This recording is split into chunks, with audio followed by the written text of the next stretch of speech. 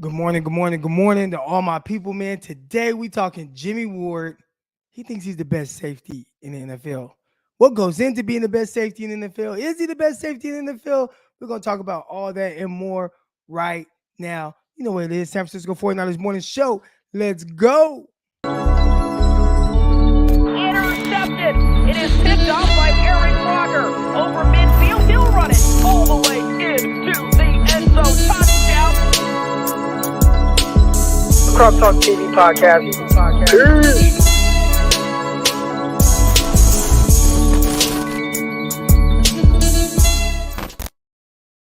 Welcome to another episode of the San Francisco 49ers Morning Show. I'm your host, former NFL and AFL defensive back, Eric Crocker. And got some exciting stuff to talk about today, starting with, you already know, man, Locked On 49ers with myself, Brian Peacock, come at you 5 days a week. It was Winky Wednesday. It is Winky Wednesday. Got Winky on the pod, so, those are always good vibes. Also, Locked On NFL Draft with myself, Ryan Tracy. We're creeping towards the draft, man. It's what? Less than 2 weeks away. I'll be out in Dallas. Any of y'all in Dallas? I'll be in Dallas from like Tuesday night or something like that. I think it was Tuesday night, Wednesday night. Nope, Tuesday night. Tuesday night all the way through like Saturday. I'll be in Dallas. So the Locked On Network is sending me out there, staying in some hotel. I don't even know where it's at. But if you're out in Dallas, man, you try to link up, man, show me a spot or whatever, food spots, all that good stuff. Tap in with your boy. I'll be out there for most of that week. Like my guy Twin said, my guy Ryan, man, hit the like button, hit the subscribe button, all that good stuff. Hey, finally, and I saw some of y'all already comment on it. Episode 1 of the Not Ideal podcast. It is out on Apple. It's out on Spotify. If there's another streaming site you use, let me know so I can make sure I put it on there as well. But the Not Ideal podcast, man, it's on. And I already see my guy right here. He says, come on, Croc, I was watching the first episode of Not Ideal. Then you want to go live? I know, my bad. Pause that. Make sure you get back to that. And the whole purpose of that show was, sometimes I come on here and I get to talking and I want to talk about like, business and things like that. And I'm learning. I feel like the more conversations I have, the more I get to like soak up from other people, and I get to learn more and put it out there. And sometimes there are people that aspire to be something, whatever it is. And on the first episode, I just kind of want to talk about my process of how I got into it and how things kind of laid out for me. And that first episode is called God's Plan, because the way things happen, it can only be God's plan.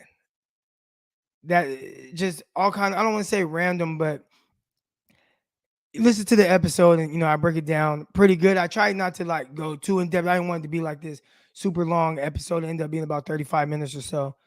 But it's good stuff, man. It's good stuff. So tune in. That's just episode 1. We just getting started. I gotta loosen up a little bit, but I'm gonna have some really good guests on there, and guys that have done very well for themselves, guys that haven't, guys that have had success, guys that failed, whatever it is. We're gonna talk about all that. I'm trying to get some heavy hitters on there too for y'all. So we have some good guests that, everybody, sometimes people want to talk about football. And I got some NFL guys coming on, and it's like, we're not even gonna talk about your NFL career.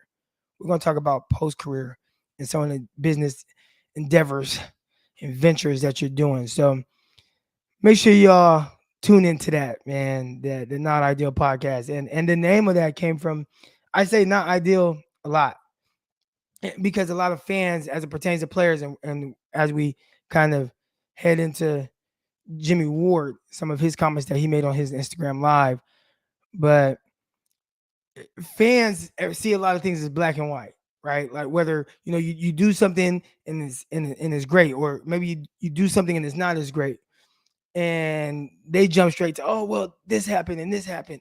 And I always use the term not ideal, right? Because there are a lot of times where maybe something, let's say a cornerback, for instance, is at the line of scrimmage and he's guarding a receiver, and maybe he gets whooped off the line of scrimmage, and there'll be people who say, oh, Croc, what do you think about that technique? And it's hard for me. Yeah, it might be a bad rep, but I like to say, you know what, that's not as ideal. But the way he recovered, etc., good job here, good job there. Every rep's not going to be perfect, whether, corner, offensive line, defensive line, quarterback. Every throw is not going to be perfect. Thinking about Trey Lance, and a lot of times, I as I'm watching other quarterbacks, I think of Trey Lance a lot, and the way people critique and judge guys now on really every throw. It's just that's where we're at right now, right? In just this day and age of uh, you know, analyzing the film, and you have all these people that are watching it, and every single throw is critiqued. Every throw, whether it's good or bad, and everyone has an opinion on it. And it's tough because when you go back and you watch guys, and you'll see guys have less than ideal moments throughout their careers, no matter who the quarterback is, even if it's Jimmy Garoppolo, right? And the biggest thing to me is, well, how do you overcome it? And perfect example of this is Trey Lance in this game against Houston. And if you listen to a lot of people, it's oh man, the Trey Lance against the Texans. Oh, he started off, he struggled, and it's like he didn't. I mean, I wouldn't call that struggling. Like, he missed a couple throws. He short armed a ball down the left sideline that got picked off. Threw another pass. Like, all right, that's not ideal. But I mean, he completed 10 out of 13 passes. He made some good throws. He did some off script throws for first downs. He bypassed this. I mean, like, you watch that first half. But when you criticize every single thing that somebody does, of course, you're going to find a lot of negative. And that could be the same with me. It could be the same with y'all as well, right?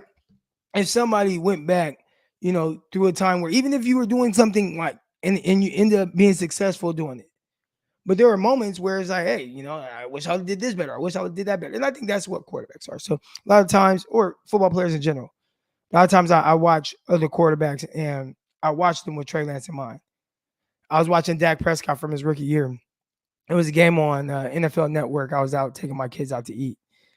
And you watch Dak, and like, in your head, it's like, man, 25 touchdowns, 4 picks, whatever it was as a rookie. Like, he played very well. I believe he won Rookie of the Year. It's either him or Zeke, one of those guys. I get it confused because they were both really good as rookies.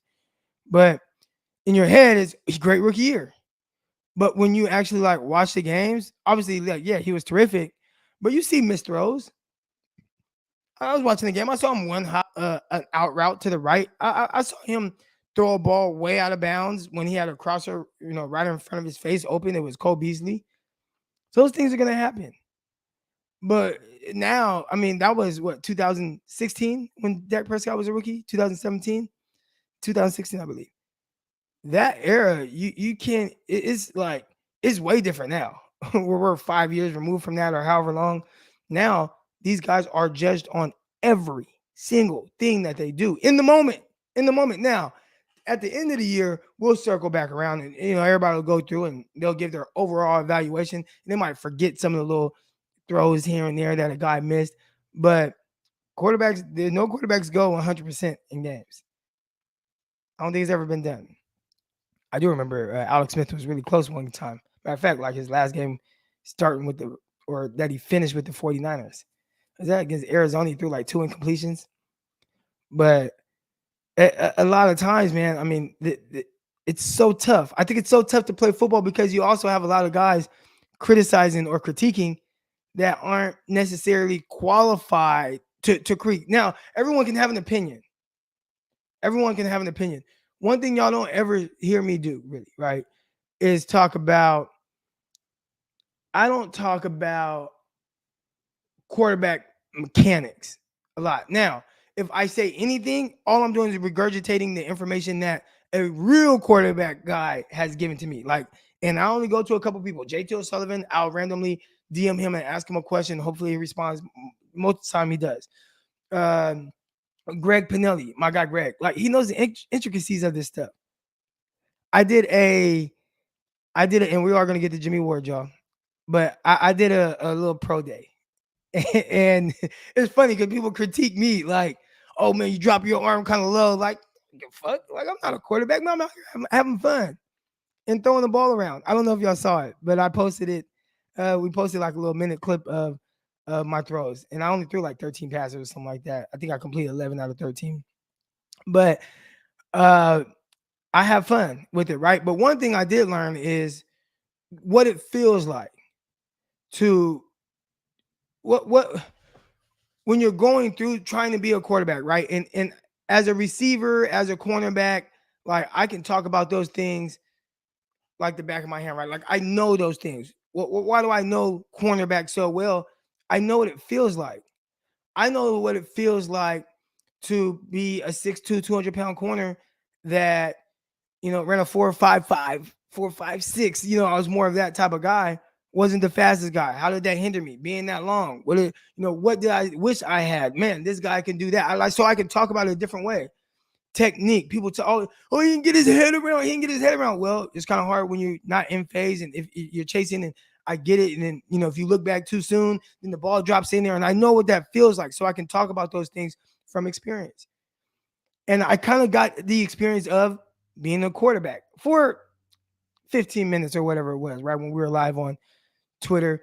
And believe it or not, because I'm so like ultra competitive, that to me was like, the nerves were going a little bit, only because I know people are watching and they're watching my every throw live. And I put the pressure on me like that on purpose, just because, I want to have fun with it and people to see this and stuff like that. So it's like, you can't go back and act like, oh, Croc edited this throw or anything like that. Like, nah, this whole thing is live. Everybody's watching it right now.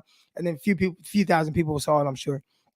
But it was interesting because as I'm going through this, Greg, prior to this, we prepared for about 5 minutes, just throwing the ball back and forth. And Greg would tell me like, hey, when you release here, you got to lock your wrist and then snap off this way. And then boom, the ball will fly out my hand different. He'd be like, you feel that? And I'm like, yeah, that's crazy.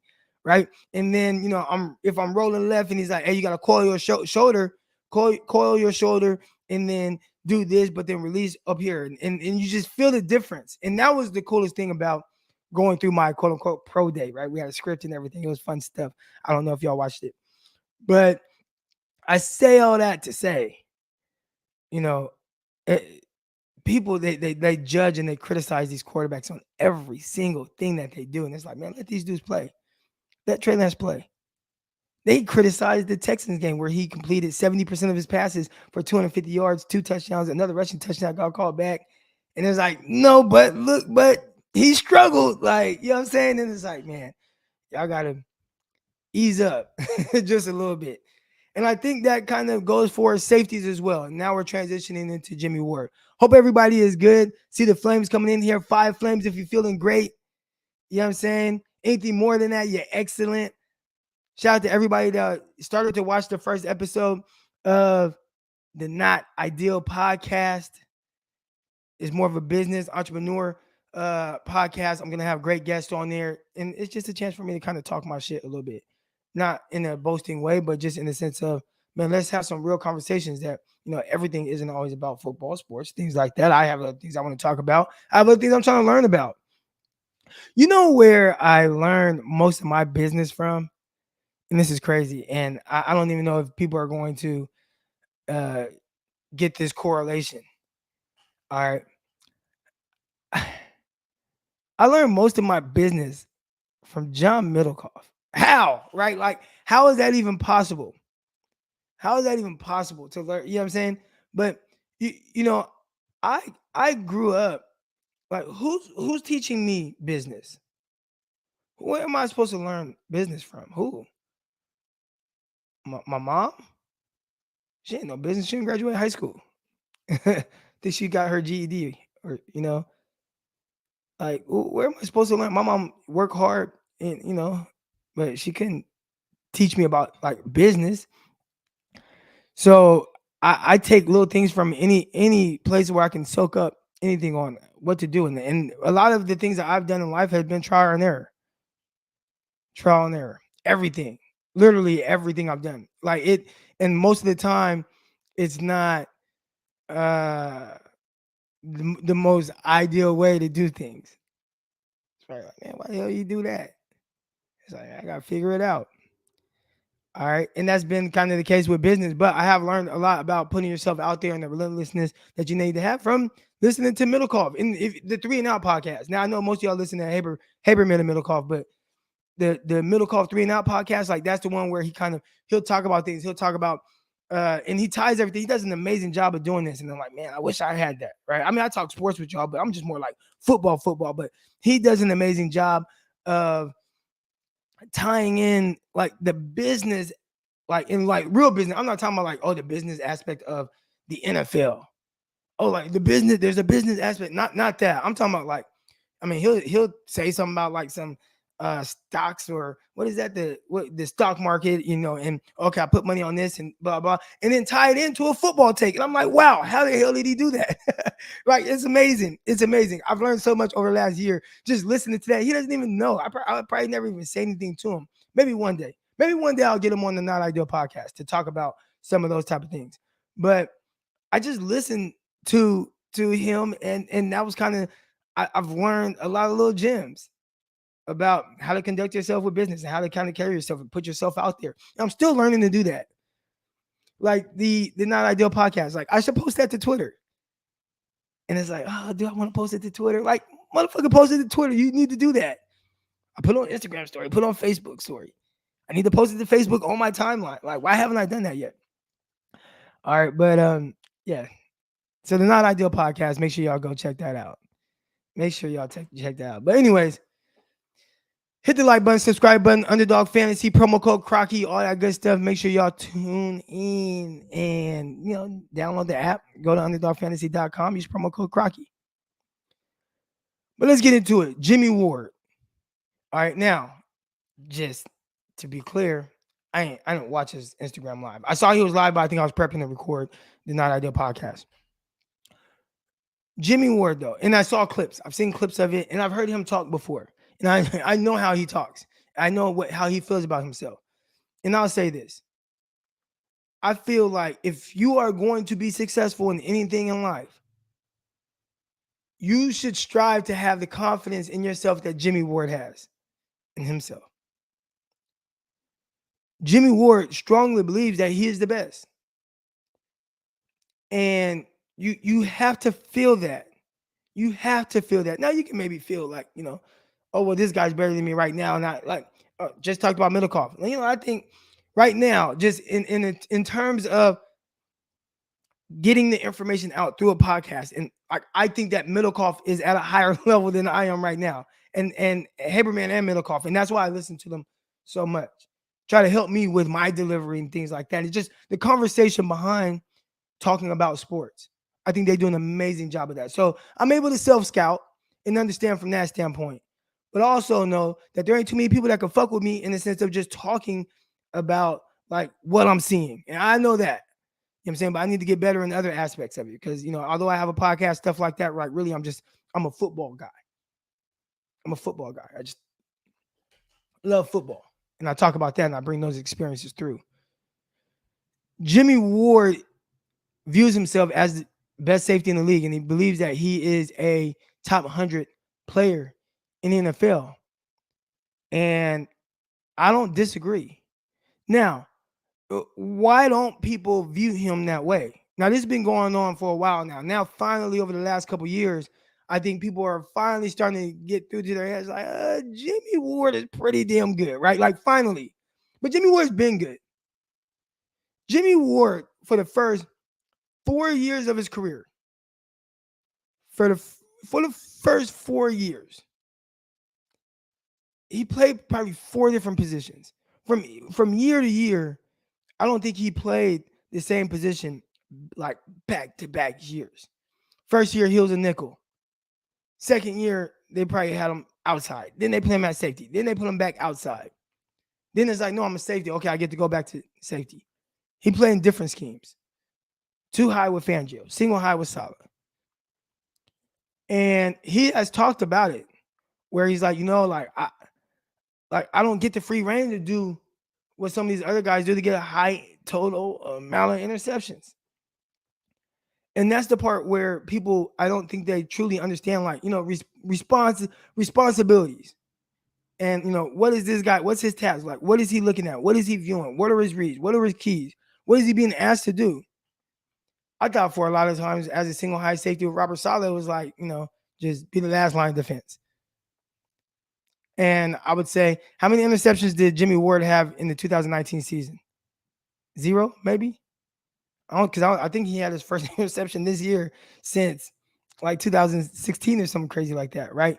But when you look at 2019, nobody gave up fewer explosive plays than the 49ers.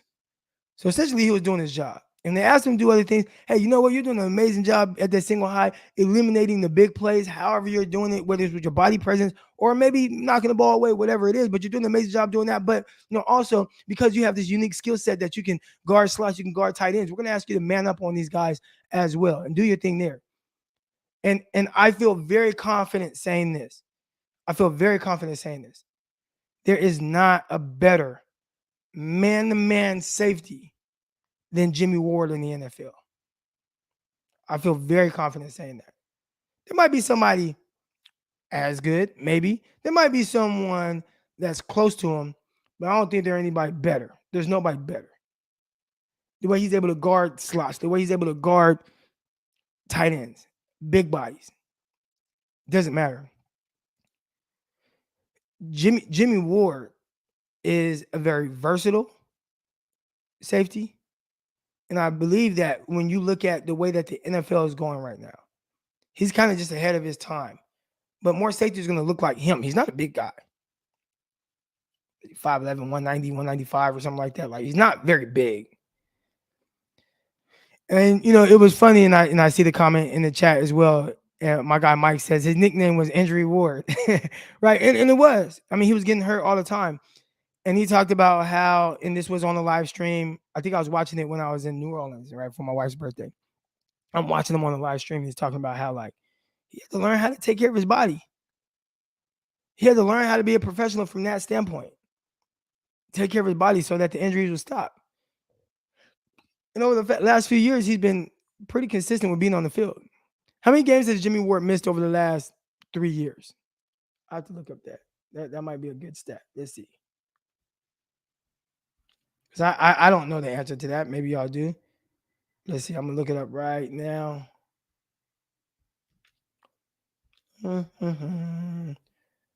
Jimmie Ward stats. I'm gonna go off on I'm gonna go off on a whim and say Jimmie Ward missed 4 games over the last 3 years. It might not even be that much. We're gonna see right now. Last year he missed 1 game. The year before that he missed 2, so that's 3. And then 2019 he missed 3. All right, so what is that? 7 games he missed? 3, 2, 5. No, 6. All right, so he's missed 6 games over the last 3 years. Nothing, that's not too crazy, right? For a safety, smaller in stature, throwing his body around. So he's averaging, okay, I might miss 2 games a year. And you also have to remember in those 2 out of those years, they played 20 games or something like that. Crazy, right? 19 games or whatever. 2 of those games. So in the two seasons where they played 19 games each, he missed 4 games total. Not bad. Not bad. But he has gotten better with being able to stay healthy because prior to that, I mean, he was missing a lot of games. A lot. His rookie year, he played in 8 games. Next year, he played in all 16. Next year, he missed 5 games. The year after that, he missed 9 games. The year after that, he missed 8 games. I mean, he was missing a lot of games. And he went from that to, okay, I missed 6 games over the last 3 years. Played a lot of snaps. Went to multiple playoffs, deep playoff runs, NFC Championship games, Super Bowl, all that stuff. So, Jimmie Ward, why isn't he viewed as high in the eyes with other guys and safeties around the league? I think it has to do with interception totals. Now that's probably the biggest issue. I mean, he has 4 career interceptions. Not ideal, right? See, I gotta work that in. Not ideal. It's not ideal to have 4 career interceptions as a safety. Now, why? Why does he only have 4? Like, I don't know the answer to that. Yeah, lack of anticipation, but again, I don't know how they're asking him to play. How aggressive are they letting them be?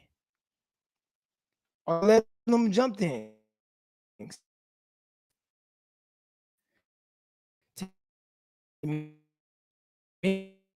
Is like he's either a single high or he's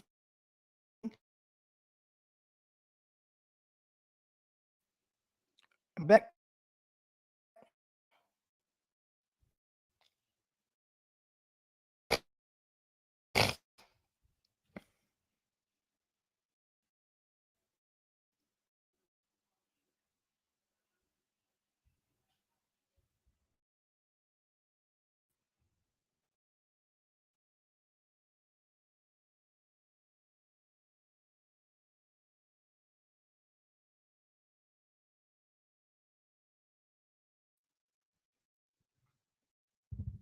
All right.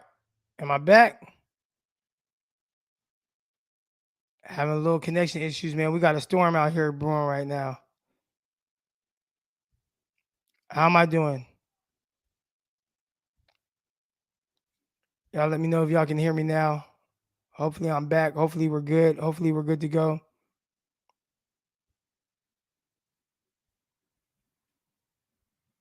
Y'all let me know. The time's still running, so I think I'm good. All right, we're good. We're good. We're good. All right, yeah. We got a storm out here, so Wi-Fi connection might be a little shaky. We'll see.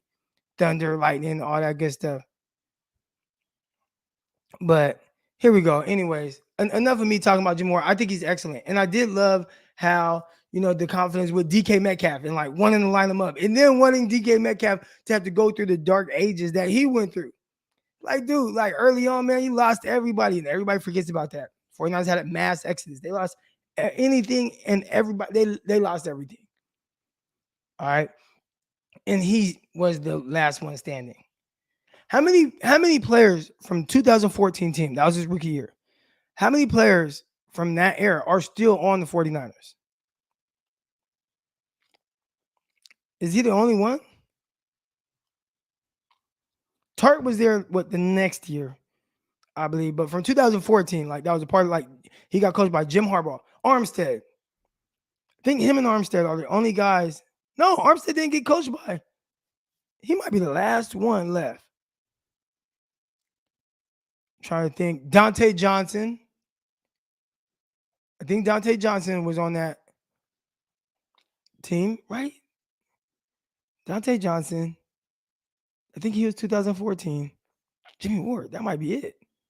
Who else? And he's the longest tenure 49er because Dante Johnson has gone back and forth. Mike Shields, Dante Johnson been here since 1950. Jimmie Ward is a gem. Get an interview. I'll reach out to him. I don't, for whatever reason, I don't really reach out to the 49er players. I think because we talk about them so much, you get so much information on them. But if y'all want me to, I'll reach out. And I don't know why I don't. Again, it starts. I talked about like the business thing, and I need to get better at that. I'm not an introvert. Clearly, right? Like, I have this, personality. I'm outgoing, but there are certain elements to me that is kind of introverted, I guess. I don't really like meeting new people, and you would never know that by meeting me. Like, I like to kind of just, I don't know, be to myself. I'd rather be on here talk to y'all, but then in my head it's like, no, I would rather have somebody on here talking with me. But for whatever reason, I don't know. I'm not shy. I don't know. I don't care to meet new people. I don't know. It's really weird, but I love all y'all in here. It's like once I meet people, it's like, man, I'm glad I met you. And I got my regulars in here, and it's like it's amazing to interact with y'all all the time. But for whatever reason, you are an introvert with extroverted skills.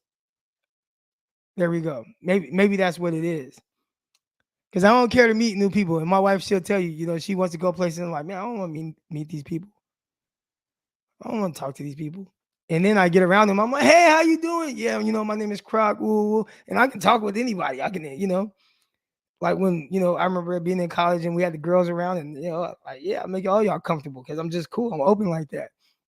I'm very open, but it's weird because I just don't want to meet people. And if it's up to me, I'd stay at home and watch my TV all day. I got the, the big screen set up in there and all that good stuff. And I'd rather do that. But I saw this. I got to get out of my own way, especially when it comes to continuing to build this platform and get more people in here. And this is a business, so it's like, all right, you gotta, you gotta reach out to people. So I'll reach out to Jimmie Ward, and that would be something like tough for me. But just know if I do that and I get him on there, that was for y'all, and I love y'all for that. And you guys make me better for that. All right. But Jimmie Ward, I'll get him on. I'll get him on. It's the off season, and I gotta figure out what angle I want to take with it because he I know he was on with Grant Cohn. So for me, it's like I gotta bring a different angle. I gotta come a different way. I can't come the same way as everyone else.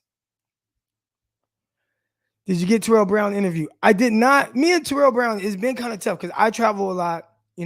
Usually Fridays I'm heading out to California, and or at least every other, so we trying to link up. Then there was one time where he's like, hey, I'm good on Friday. But then I was traveling that day, I think to Mobile, Alabama for the Senior Bowl. And then I reached out to him last week and I'm like, so we've been trying to make it work, but he's very busy. And my travel schedule, it's been tough to kind of connect, but we are going to make it work because I would definitely want to get a lot of insight on Terrell Brown on a few things. One, a guy who, I want to say he was like drafted 3rd round, I believe. Maybe 4th round, maybe 5th round. But Terrell Brown was kind of drafted in that range, like day 3 type thing. And, he went through not even really playing.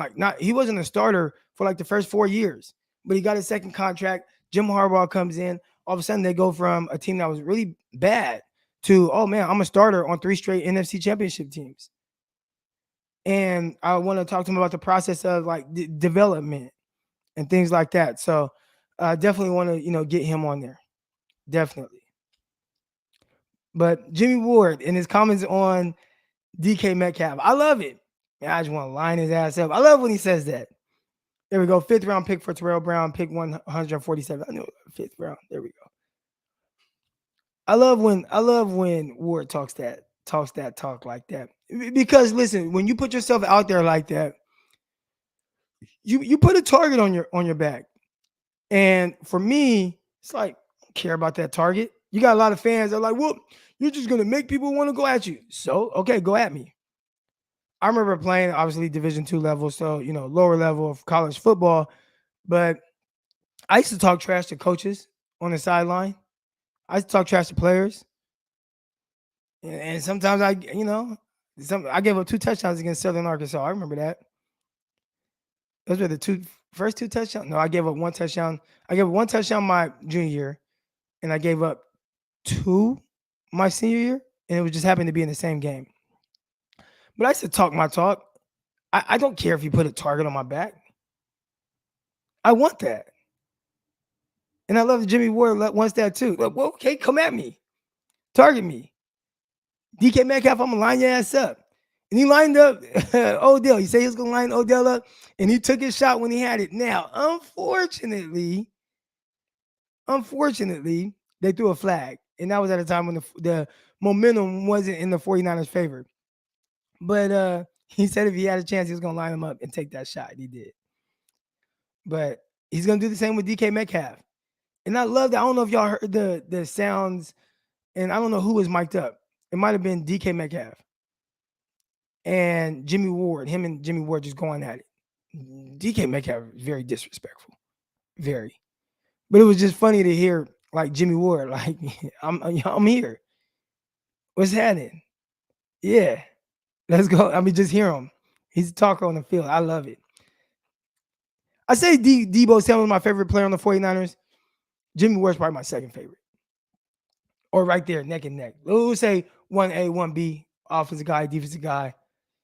I just love the way Jimmie Ward carries himself. He feels like he's the best. I don't disagree. He's very good. The interception numbers are the only thing that keeps him out of the conversation for most people, I'm assuming. 4 in his career. Not ideal. All right, y'all, man. That's kind of my spiel for the day, but you know what it is, man. I'm putting the link out there. Y'all come on, talk about whatever it is that you want to talk about. It could be Jimmie Ward, DK Metcalf. It could be things I talked about with our guy, Trey Lance, and kind of, how people are going to, they're going to critique every single throw, every throw. And you know how I know they're going to critique every throw? I know they're going to critique every throw because They said he had a bad half against the Houston Texans, where he made some really good throws in that half. But that's how you know they're going to critique everything. Oh, he was terrible first half. Terrible. It's like, man, tough crowd. Tough crowd. Like, now, did he look a little uneasy? Like, yeah. I didn't think it was anything that was too crazy, though. You know what a bad half is? A bad half is when I check my phone and I see Zach Wilson is in the third quarter and has 4 completions for the entire game and 4 interceptions. 4 completions, 4 interceptions. Like, that's it. You guys want to talk about a bad half? The hell is that? Here we go. Coming on now. His man, what is this? His Holiness? What is this? His High Holiness. All right, there we go. His High Holiness. What part's not healthy? Let me know, man. Respond. Oh, can't let Grant one up you. You know, I don't think it's about one upping. I think for me, it's about having different lanes. And my lane is different, you know, and it's not obviously it's to give, you know, a certain level of expertise in a different way. But I think Grant and I are in different, we are in different lanes, but on the same platform. So it's like having Jimmie Ward at safety and Jaquiski Tartt at safety. And it's like, okay, we play the same position, but we have different skill sets. You know what I'm saying? That's the best way for me to put it. Here we go. Coming on first, I got my guy Gammon. Gammon, good morning, man. How you doing, bro? Good morning. Good morning. How you doing? Oh man, I'm blessed. I finally got the new podcast up. I was excited to get that out. Wasn't sure if it was going to be up on all platforms, but it's on Apple and Spotify this morning, so that's pretty cool. I listened to it, Croc, and I gotta say, you know, it's I really love the LeVar Ball comment that you had, and because that was something like a lot of people knocked him, but it's just like, you know, as far as, you know, black fathers go, I mean, that guy is he's really like an inspiration, and I just, you know, he's wildly successful, but he gets so much crap really for no reason. But he's an amazing dad. I mean, I wish I had him as a dad, to be honest with you, like just incredibly driven. But I did definitely want to say, you know, I definitely felt, you know, God and then the Lord just kind of just talking through you on that one, and it's nice to have some discussion with a little more meat on it and some substance. So, but to quickly kind of get off of that, but I just wanted to thank you for that one. But I did kind of want to talk about a little bit real quickly on Trey Lance. I just hope that, you know, people give Trey Lance, you know, at least like a half, you know, first half of the season, because it's just stuff that he's going to have to work on the field. But I'm not too worried about too much with him. I mean, he seems to be doing really, really well. I think there's going to be a lot of good chemistry between him and Brandon Ayuk. Again, one of the things I said was, you know, we can't be. I know that we keep on saying that Deebo Samuel was the complete offense last season, especially during the postseason. But we're also we're being dismissive about how wide open Brandon Ayuk was on so many routes. There was no reason to just put all that on Deebo Samuel. Brandon Ayuk really should have been getting quite a few more tugs himself. He absolutely deserved a lot more touches, and that comes from some of the other platforms that you're talking about with Jesse, and even with Grant. He has Mike Hammer on there, kind of doing some or Jack Hammer doing some stuff with the all 22 tape. But it really kind of brought some things to light. And then as far as Deebo Samuel's trade or his worth, you know, I think there is some scenarios out there where he can be traded, especially if you package Jimmie along with that. I could see a package deal where it sends Jimmie Garoppolo and Deebo Samuel to a place like, let's say, the Panthers. The Panthers do have 2 quality wide receivers. They have some nice draft picks. But, you know, I could see something similar like that. I don't think that's the route that I would go down. Yeah. But I think it's something, though. You know, my eyes are wide open after Buckner got traded. So I don't, I think you've been very, That very told honest. us something, huh? Yeah, That told us, because there are a lot of people, I think, that try to dismiss. And again, I'd say most people say, no, they're gonna resign them, and I feel like we're fairly confident with that, right? But we have these yeah, conversations, and there are people that try to dismiss that trading him is even an option, and it's like, how can you say that after what happened with DeForest Buckner? right. Yeah, and A guy who they had exactly. no issues with. And I talked about it yesterday, but he was everything. When you draft someone top 10, Yep. DeForest Buckner was everything that you want that top 10 player to be. He was okay, I want you to be great, right? You're a top 10 pick. Can you be elite? He was elite at his position. Okay, I want you to be great team leader. He was the ultimate team leader. He was the leader of the defense. Okay, I want you to be great on the field, off the field, in the community, in the like everything that you want your guy to be. He was that, and still got traded. So I don't know how anyone can say that, oh, there's just no chance Debo got traded. I don't think it's going to happen. But when people are having a conversation about it, it is something that can happen. It can. Yeah, and this is the way that I frame it in my mind, is that a lot of people are downplaying what Deebo Samuel's doing on his social media accounts. Now, I'll admit, that is kind of status quo for a lot of other teams. It's not that big of a deal if a wide receiver does that on the Raiders. It's not that big of a deal if a player does that on the Jaguars. But let's be frank and honest. That does not happen with the 49ers. And I think that there's a lot of non-transparent ego that's over there on the front office. And I do think that they take that personally. Kittle didn't do that. Williams didn't do that. A lot of that might be the status quo for the rest of the NFL. But to me, that rang like a fire alarm, because that doesn't happen in this organization. And really, when we're talking about things of that nature, we have to talk about it from not just like an NFL kind of wide lens, but that's something that is unique to this organization. We don't have those kinds of things that happen. So to me, that's something that kind of has to be multiplied times 10. And that's why I think that he could very well be on the trading block. And I think he might get traded, Croc, if I'm being honest with you, because GMs around the league, that's really our feelers, right? Out there. Like for me as a fan, when I'm hearing that, hey, other organizations right now, after he started doing all that stuff publicly, they felt comfortable enough. To them, that's enough, sure enough of a sign to be like, you know what, blood's in the water. Let's go ahead and ask. And they feel confident about asking.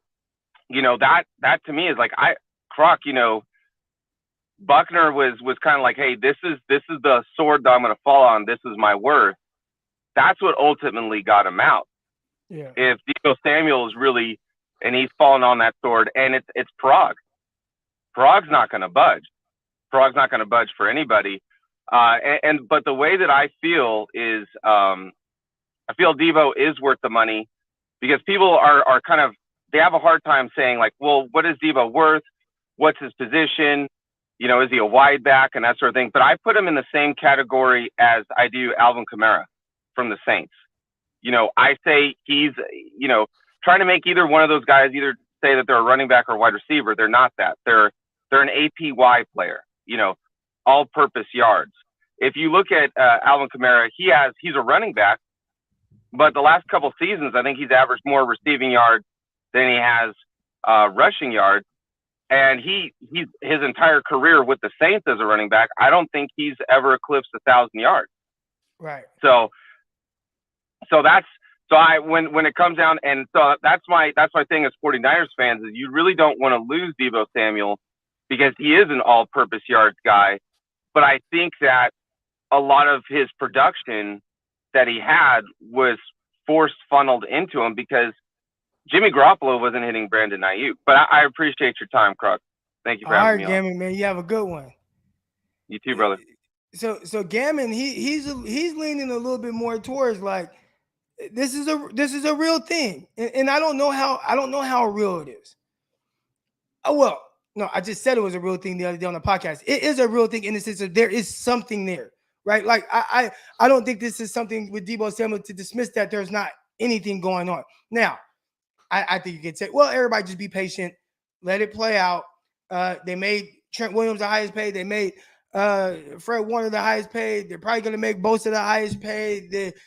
Kittle the highest paid. Hell, at one time they made Jimmy Garoppolo the highest paid. All right, so clearly they're not shy with forking out money, but I do think the other aspect of that is they want to do it their way. And will Parag Marate do like what he did for those other guys? And how great was it for the player in the long run? I think Jimmy Garoppolo would say, hell, really good. He's made a lot of that money. I think up to this point, he's made over 100 million of it.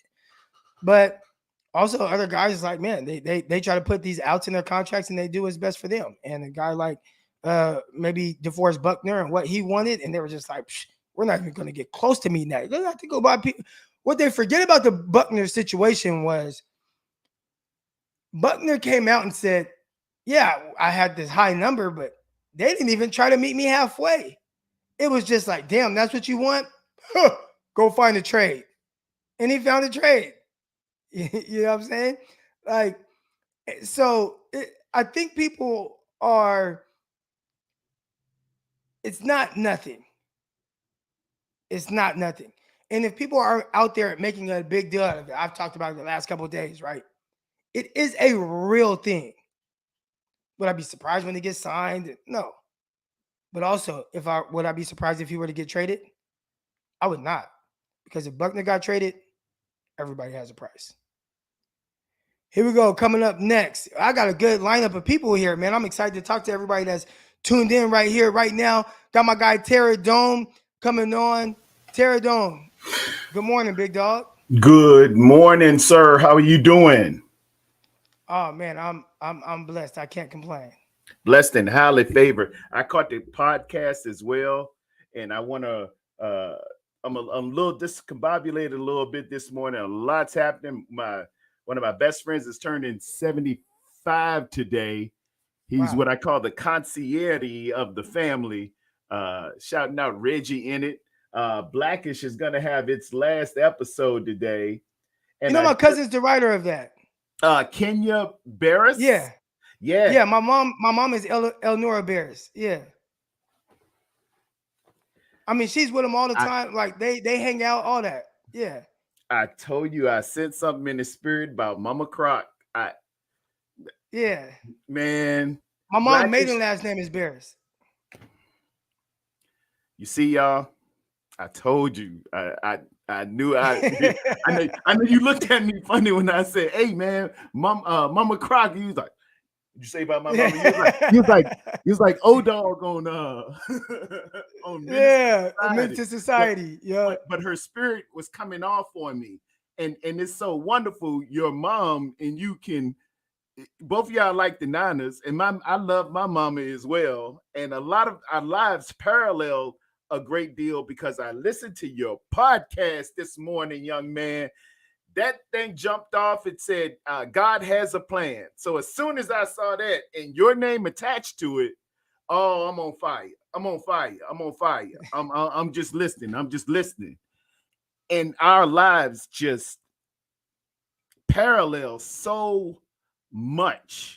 You went to you took the JUCO route, so did I. Went to Chowan Junior College.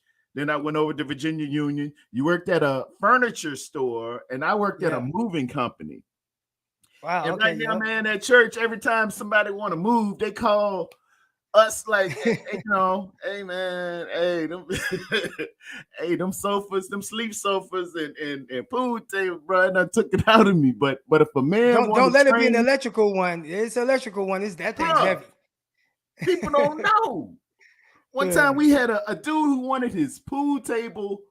He was near the beach. He had Cape Cod steps, those spiraling steps. Yeah. He wanted his pool table upstairs. Man, we was out there in the hot Virginia sun, man, trying to get that pool table up there, man. I digress. But man, what you said about your kids, my kids are up in Richmond, Virginia. I'm down here at Fayetteville. I know the energy it takes to try to be there for them and try to preserve, protect, and provide as a man, because Yeah. that's what God gave Adam. That was his first purpose. He said, dress and keep the garden. And my dad used to say, a man has got to work. Yes, If sir. if a man don't work, he ceases to be a man. It just ain't in him. It ain't in him. And anytime you see a dude who ain't working and ain't doing for his children, he's worse than an infidel. That what the words say in 1 Timothy 5:8. You got to provide for those of your home. And Croc, you just so many parallels there. I sense in the spirit where you've been, and then you're a minister. You have an anointing. That's why you're introverted with extroverted skills. My favorite thing in the world, my wife gets on me. I just love to watch my 1080p HD TV side by side, breaking down film. I watch The Wire, The West Wing, Snowfall. Hey, Yeah. all them people will be all right. But God calls you, and you have to give them what God has given you. And it's your calling. You got to get up and do it. Sometimes it's a chore and you view it as that, but when you start getting in the mix and start talking and really listening to people, that's what makes your podcast so great. That's what makes your channel so great. You provide a platform to let people come and interact. It's not just Eric Crocker spilling his, fake news and, hey, this is what it is. I know more than you. Y'all don't know nothing. Listen to me. But you will listen. Listen. You got 2 ears and 1 mouth. You should always be listening twice as much as you hear. You should listen twice as much as you talk, I should say. And God set you up that way. But people have it in the inverse because they talk twice as much as they listen. Getting back to Jimmie Ward, we put a premium on interceptions for DBs. We just do. Whether it's safeties, whether it's corners, whether it's the nickel. The first thing everybody looks at, because they don't look at the totality of the game and they don't look at the nuances and all of the subtleties that go on during the course of a football game. They don't really know. They don't see the leadership. They don't see the subtle blocks. They don't see the things that don't register. They just look at stats. They look at stats and they come up and say, hey, well, this guy had 6 interceptions this year. He must be better than the one that had 2. But you didn't see the leadership he was providing, the communication he was providing. You didn't see the practices. You didn't see how he rallied his troops when they were down, how he prepares the new ones to come in and study a little bit, because I've played nickel corner. I've played cornerback, so I can give you some hints and some tips to use some leverage to funnel them to me a little bit in this cover 2. So I think that, as far as Jimmie Ward, that's what happens there. How we organize and prioritize our money, it's a big debate on who means more, Nick Bosa or Deebo Samuel. You think that's what it's going to come down to? I'm just hearing that now. I'm just seeing the chatter. I like you, get on Nothing But Niners, and Nitty Gritty Niners, and all the other podcasts, and it's starting to be a development. They say, well, Nick Bosa isn't making any noise for his money, and we come from different aspects and different backgrounds. They play different positions. Both of them are remarkably important to the organization, and we want more of their attitude. We want more of their talent. We want more of them. If we could multiply the field with them on with Nick Bosa on one side and 1,000 Deebo Samuels on the other, we would have that, But really, we have to, if you want to go there with it about who's more important. I saw that that Debo had around 1,450 passing yards. We didn't have altogether, but close to 6,000 passing yards. So he's roughly accounting, if you do the division, it's about close to 30% of the passing yards that we had all year. Debo, oh no, we had 6,000. We probably had about 3,800. I think. Wow, if it's 3,800, he had 1,400 of them, dude. Yeah, you know, that's saying even more. That's closer to 50% of your offense in the passing game.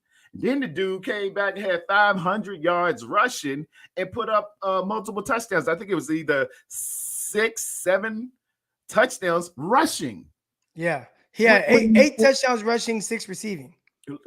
When you break that down, I mean, this dude is providing at least 30% of your offense, while Nick Bosa has sacks. He demands double teams. He gets penalties for us because they hold him every time. You got to look at the offense in its totality. Who's giving juice to roughly 30% of your offense? This guy is really, really important. And I know people are saying, you know what, the 49ers just don't do it that way, and Parag just doesn't do it that way. It was like that documentary I watched about Blockbuster Video. Netflix came to them in the late 90s and said, hey, the game is moving. We're going to start streaming. And Blockbuster said, you kids, you guys don't know what you're talking about. It's, you know, this is how we do it here. We've got 3,900 stores and 5,200 worldwide. We're Blockbuster. You keep on. All right, Pterodome, I got to get to the next callers, man. All right, my brother. I always love when you come on. God bless you, man. Keep doing your thing. Crazy about you. Real quick, before you get out of here, can we get a prayer this morning? Hallelujah. Heavenly Father, in the name of Jesus, we thank you for this time, Lord God, this time of fellowship. I ask you to bless and anoint Eric Crocker as you already have, Lord God. He keeps providing a place for us to come and talk and come and speak, and we hear you through him, Lord God. Bless his family. Bless him as a father, Lord God. You said in your word, be fruitful and multiply, and we have done just that. We try to provide, we try to protect, and we do it through your strength, through your name. Let everybody within the sound of my voice have a blessing, and may the hearers, doers, and knowers of the word continue to go. In Jesus' name, amen. Amen. Appreciate you, preacher man. Y'all be easy. All right, you have a good one. All right, now. Here we go. Next up. All right, got a few people hanging in. Okay, I got some good ones on here. But going in order right now, we got my guy, Twin Empire, Ryan. Let's go. Good morning, big dog. What's up, man? How you Ricky doing today, Williams. man? Oh, man, I'm chilling. That's what's up, man. I appreciate the opportunity to get on and chat with you for a little bit, man. Hey, to kind of go back off of what you said about your new pod, man, that you were sharing, I'm gonna give a big ups to your boys, Jamal and Chris, man. I've been able to talk to them a lot more recently, and I can tell like how those guys are some cool, real, down-to-earth guys. Not only when it comes to the Niners and being knowledgeable, but also just you kind of can tell like the company that you keep shows a lot about you as a person. And so, man, those guys are awesome. You know what I'm saying? Not just talking about football, but just like in general, man. Them guys really drop nuggets and gems and are consistently being motivating and encouraging to all people, you know what I'm saying? And so salute for having those guys around you, man. That's a good support system. I was to now my man Pterodome. I know we appreciate Debo and all the things that he done, man. We do. But like you said, 30% of that offense was probably geared towards Debo because of the familiarity him and Jimmie had. Jimmie knew that was his safety blanket, you know what I'm saying? He trusted him. And he was able to make sure that, hey, when stuff got hard, he was going to go to Debo. And Debo, over and over again, accomplished those things as far as being productive and being clutch. No disrespect to that, you know what I'm saying? But we also know that Jimmie won't be the quarterback next year. So we do have to put in, like, we have to be I know sometimes we love our guys and we just be subjective, but the organization itself has to be objective when they're looking at the scheme of the team. You know what I'm saying? And even how they're building the team and how they will go forth in the personnel situation. So, man, we got to put that into perspective as well. How the offense may look different, how it may be divvied up a little bit different. You know, it's like you have a point guard who is able to get everybody involved in the game, as well as get off as well. You know, Jimmy Garoppolo was like an old school point guard who didn't have that ability to score 25, 30 points on his own, but he'll give you 8 to 10 assists. When we got Trey Lance coming in the game, we know that he has the ability to dish out. Hold on. I think I got somebody that disagrees with you. So hold on. Okay. This is what we're going to do. And I kind of like doing this off the cusp. We're going to bring Ben in. Ben, when you said that, Ben shook his head. So Ben, why are you shaking your head, Ben? I heard Jimmy Garoppolo get some assists out there. I mean, I don't know what kind of assists you see, man, but to me, it seems like the assists are more from Kyle Shanahan than they are from Jimmy Garoppolo. He's given him a lot of open layups. I mean, I think the thing I'll give Jimmy credit for is he does make good throws over the middle, aggressive throws where it's tight windows. I think that's the one thing I'll give him credit for, but that's where I disagree, man. I don't know. I don't know what Jimmy, man. Check this out. Now, we all heard how we was talking about Jimmie Ward, right? And like his stats at times don't show his contribution to the team, right? We talked about his leadership, his ability to be informative about certain things on the defensive end to the corners and the safeties, right? So we can't praise that man. And then when we come to Jimmy, even though he's a quarterback, and not know that these guys step up for him and cheer for him because of a reason. Like there's a reason because of that. And it's because of what he's able to do, not only in the huddle, but the things that he brings as a leader as well. I'm going to give him that respect. You know what I'm saying? So that's a part of a point guard, the ability to make those around you, you know what I'm saying, feel confident in their abilities, even though they may be better, more talented. That's what you do as a PG. That's a good point, Ryan. Ben, your response? No, here's what I have to say about Jimmy is when you put him in the brightest moments, the times where you need him to be the best in the playoffs, he's been the worst historical fourth quarter playoff quarterback. Like in Super Bowl history and playoff history, man, he is absolutely just blown it for the 49ers in these situations. I don't think there's any other way around it. And I think to me, the reason why I'm so low on Jimmy, and I think you're right about some of the leadership things for sure, man, like the guys respect him. There's a certain level of just gravitas he has in that locker room that you don't get just being there, right? Those guys respect him for a certain reason, and I know they know better than I do. But I think with Jimmy also, if you change the situation he's in, you know, if you put him on another team and if you put him with a different offensive coordinator or different weapons even, I just don't think it looks the same. And I think for me, with Jimmy, he's that nice guy, right? He's always like, you know, he's nice to the media, he's good in the locker room, but at the end of the day, he's not good enough. And the team admitted that themselves, man. So here's the question, Ben, because hold on, Ryan, because what Ryan was alluding to kind of, you know, get back on track here. I'm playing moderator here. Matter of fact, hold on, I'll put me in the middle. There we go. So to play moderator here, all right.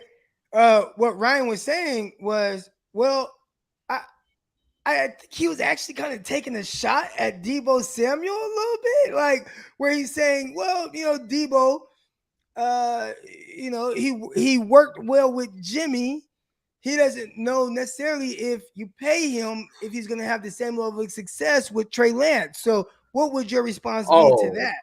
Oh, man. That is, no. And the reason I say that is because what the 49ers had to do with Deebo Samuel the back half of last season is they made him into a running back because his quarterback couldn't get him the ball enough as a wide receiver. Deebo Samuel is an excellent wide receiver. People don't give him enough credit for his route running, his ability as that kind of player.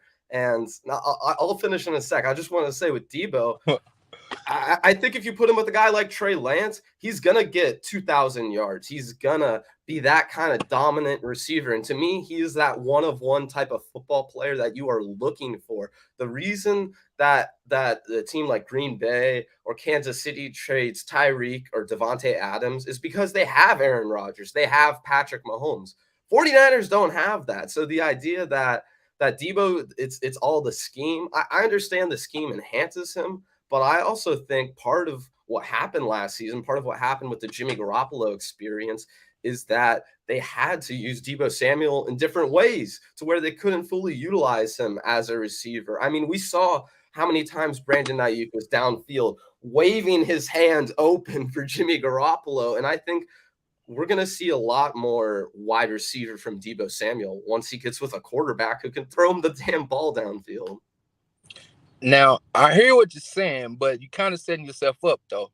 Now, we see what Deebo did, which is cool, but you also got to realize there's a thing in sports called familiarity. There's a thing in life that's called familiarity, or some people call it nepotism. Who knows? But one thing for sure, Trey Lance and Brandon Ayuk have already created a bond.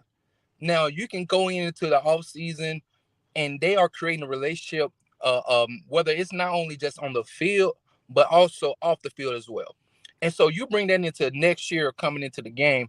If Deebo was to catch 2,000 yards passing, you're talking about a quarterback, give or take, let's just say George Kittle 800, Brandon Ayuk 800. You're talking like 4,500 yards together total, like for as a quarterback. We're not thinking that Trey Lance is going to come in the game and Kyle Shanahan is going to just automatically say we're going to go to a passing team. No, that team is going to be more diverse as far as who his target is going to be. And as a rookie quarterback or a second-year quarterback coming in, he's going to go to a target that he feels comfortable with, just like Jimmy Garoppolo did with who? Deebo Samuels. That doesn't mean Deebo is not going to be successful. That doesn't mean he's not going to put up some yards, but it does mean that Trey Lance, who has an arm and the ability to throw in all parts or all quadrants of the field, will be more diverse in his passing, passing targets. And so if Deebo was getting 25 to 30% and also running the ball, he won't have to do that. If Trey Lance is going to run the ball for 300, 400 yards a game, maybe get 5 touchdowns, Deebo's not going to be called on to do that. Why would you do that? You know what I'm saying? You don't, and then especially if you don't have the tape of a player like Deebo over a 2 to 3 year span doing what he's doing, you're not going to try to risk that by putting so much money into it because there's no data behind it saying that this can be what? Sustained. You know what I'm saying? So it would be dumb as a business to put so much money in a position that you have yet to know that it can be sustained. Like that's parag. That's what Jimmie was saying. Like Jimmie said, he's a hard negotiator for a reason. You know what I mean? And so that doesn't mean that Deebo's not a great player. It doesn't mean that he doesn't deserve his bag, but it does mean as a business, I must be extremely careful how much money I'm going to put over here because I need to know, can this be sustained? Especially when I got a new thing coming in here who can put up 35 and dish out 10. Well, I think the thing was sustaining that for Deebo Samuel. You know what I'll tell you is people always point to Jimmy Garoppolo's health and when he's played and his win-loss record with the 49ers. 49ers didn't go very far without Deebo Samuel in 2020. I mean, when they were missing him, they struggled a lot on offense. And if you look at the games he did play, he was excellent. In 2019, he was on track to win the Super Bowl MVP that year. I mean, really, in my opinion, he probably wouldn't have won it. They probably would have gave it to Jimmie because that's just how it goes. But to me, Deebo Samuel was the MVP of that Super Bowl against Kansas City. And if you look at what he did these past playoffs, I have absolutely no doubt, no reservations about paying Deebo Samuel because he is that dominant type of player. And I think with the 49ers for next year, they're going to run the ball just as much as they did last year. If not, they might run it more.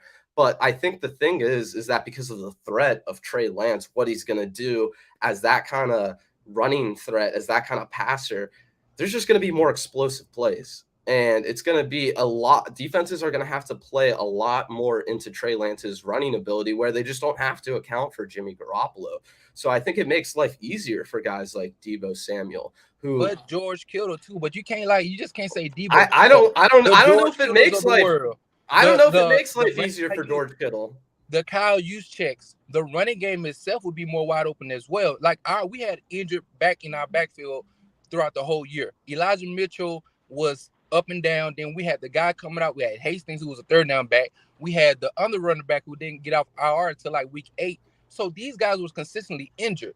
Hopefully we have a stable backfield. So therefore, these are more weapons again that are going to take the ball out of the hands of a Deebo Samuels, because he was excellent in the backfield. Nobody's taking away that from him. But as a coordinator, I'm not going to keep putting my boy out there to get his head knocked off when I got some free agent running backs that I can get in there and I can replace over and over again.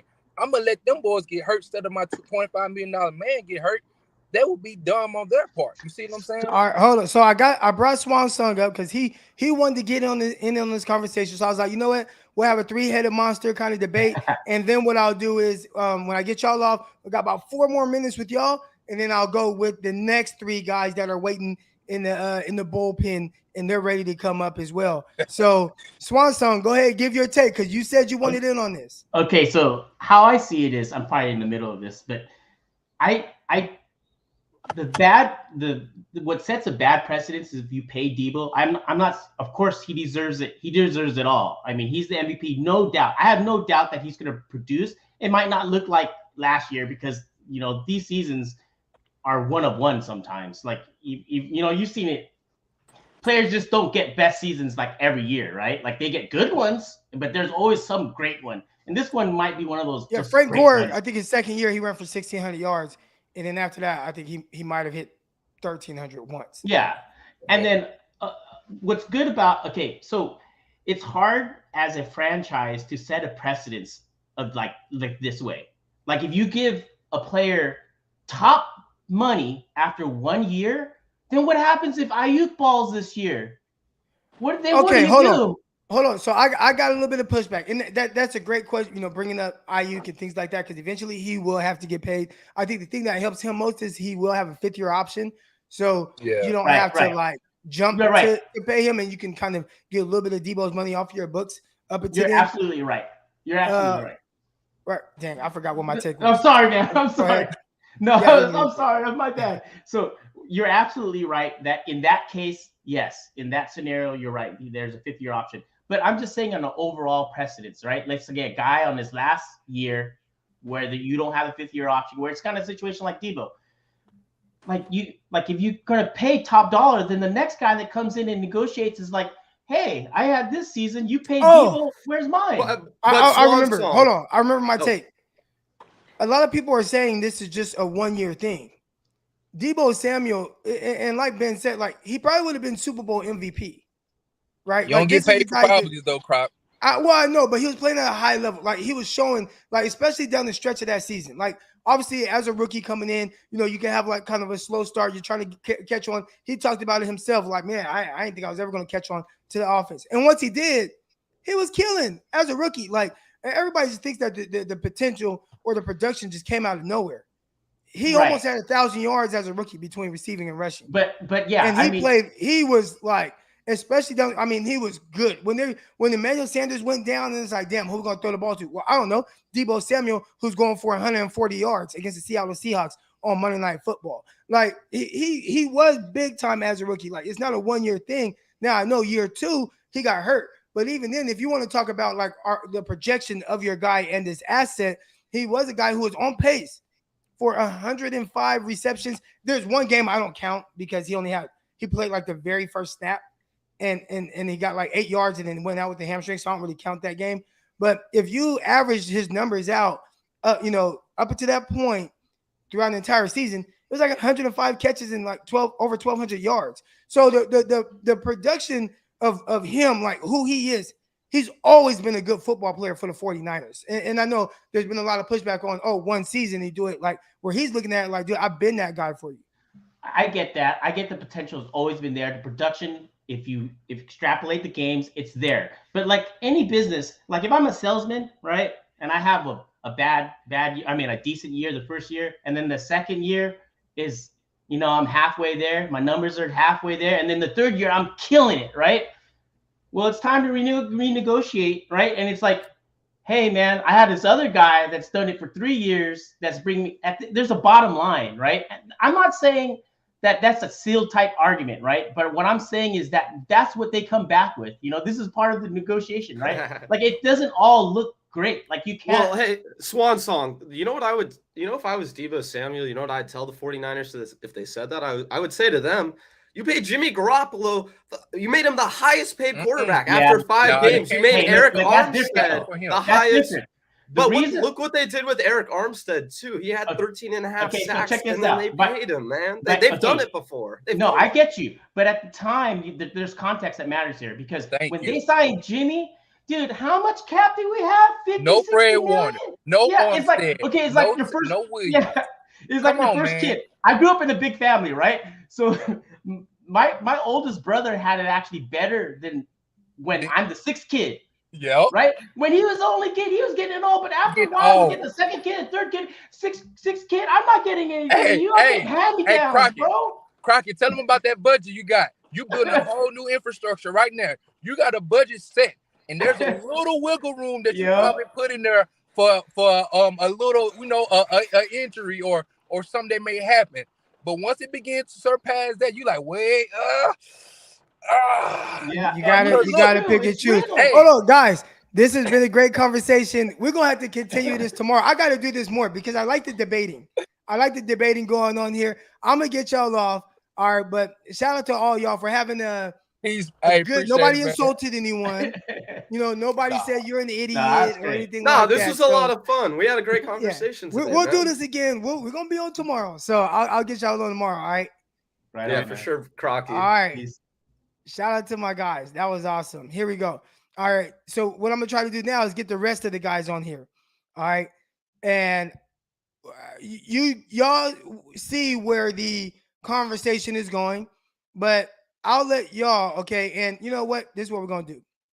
I'm going to pick one person, and I'm going to let him decide where this conversation goes with the rest of the guys that we're bringing on. All right. So, Andre Williams. You're on. You are going to dictate where this conversation goes with the guys that I bring on. So whether you want to talk about Jimmie Ward, whether you want to talk about Deebo, which, most people want to talk about Deebo right now, and whether you want to talk about, Nick Bosa, we haven't heard anything from him, but he's in line to get paid as well. Wherever you want, Trey Lance, Jimmie, wherever you want to take it, that's where we're going. All right, so hold on, Andre.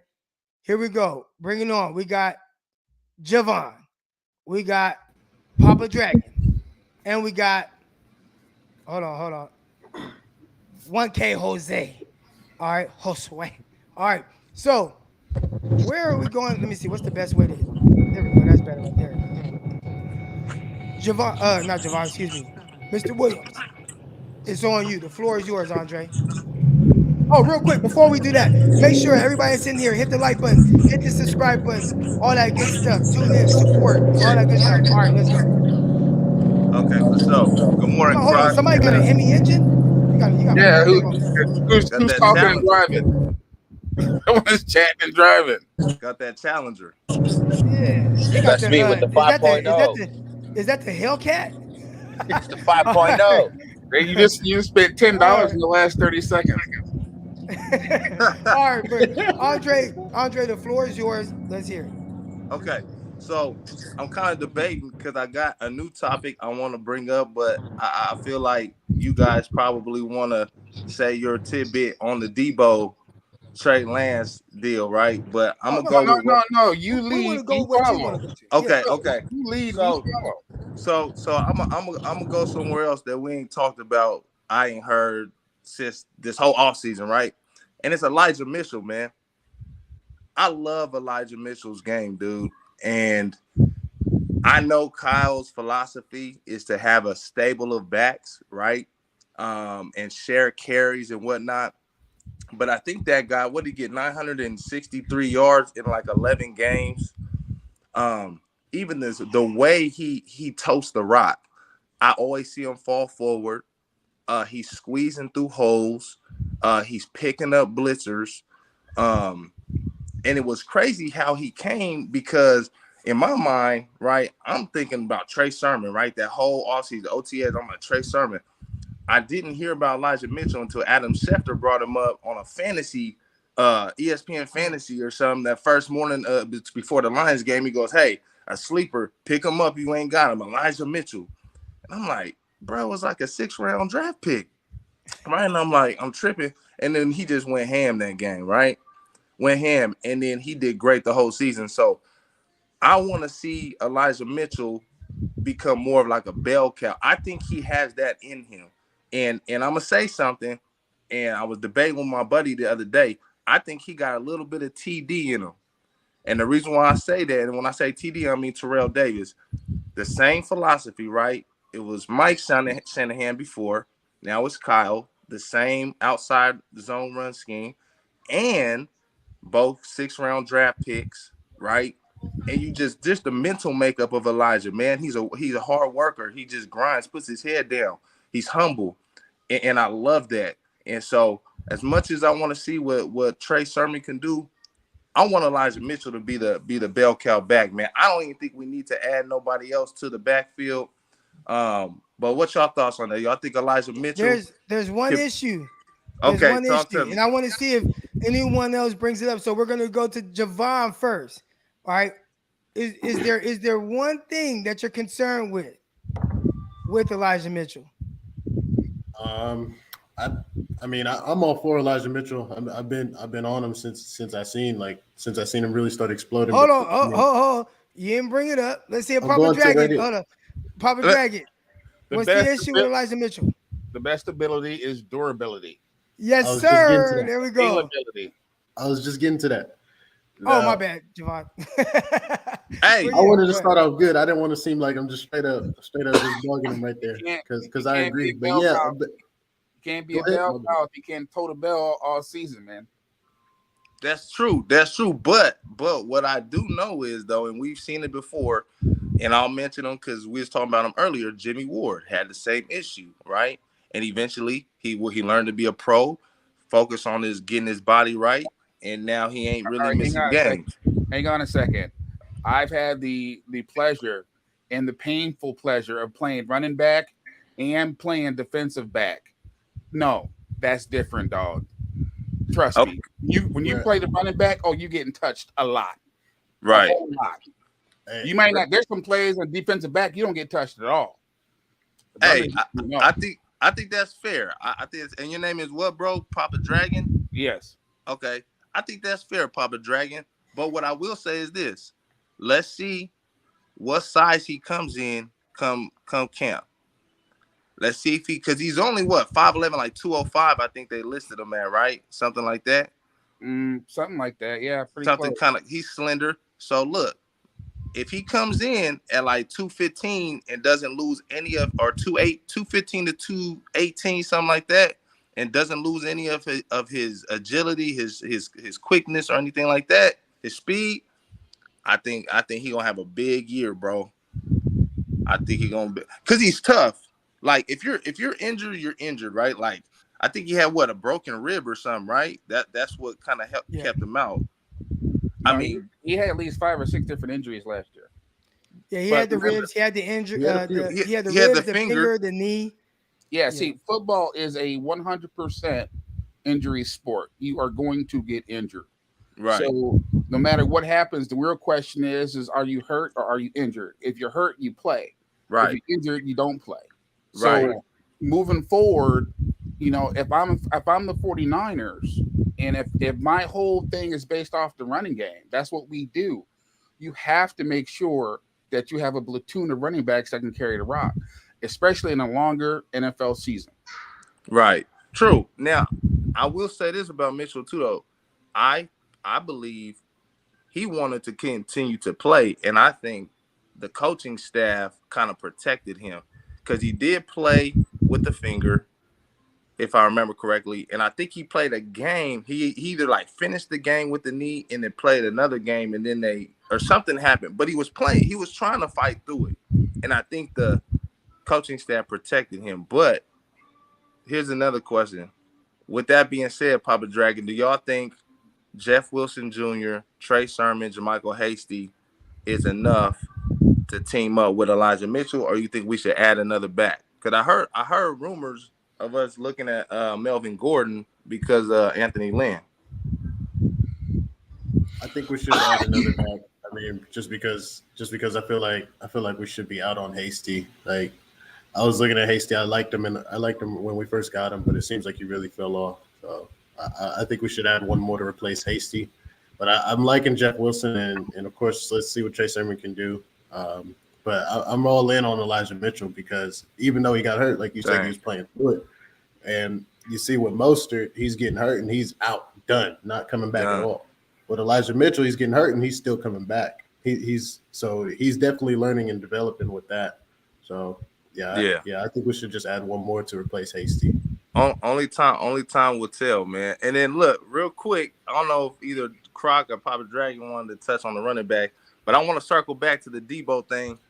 And your boy, the brother with the beard, I had to push back. Ricky, I got to push back on that. He looked like Kimbo, but he does like Kimbo too. Look, I got to push back on what he was saying because I think there's a middle ground there. Because if I remember correctly, I think he said, look, you don't. It's bad business to make that huge investment on somebody that you don't even know for sure that they're going to continue that production, right? Because with the quarterback change, which I think there's a middle ground.